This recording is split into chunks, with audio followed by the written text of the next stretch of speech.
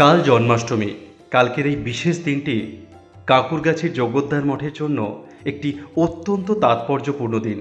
কারণ কালকের এই বিশেষ দিনে কাকুরগাছির জগদ্দার মঠে অনুষ্ঠিত হতে চলেছে ঠাকুর শ্রী রামকৃষ্ণদেবের নিত্য আবির্ভাব দিবস। ঠাকুরের মহাপ্রয়াণের পর ঠাকুরের অস্থিকলস কাশীপুর থেকে এসে পৌঁছায় বাগবাজারে বলরাম বসুর বাড়িতে। তারপর সেখানে শ্রী শ্রী মায়ের আদেশ মতো স্বামীজি একটা ছোট্ট পাত্রে ঠাকুরের কিছুটা অস্থি রেখে দিলেন এই বলরাম বসুর বাড়িতে। ওটাই আত্মারামের কৌটো।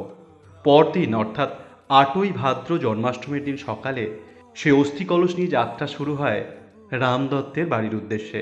তারপর সেখান থেকে সুরেন মিত্রের বাড়ি।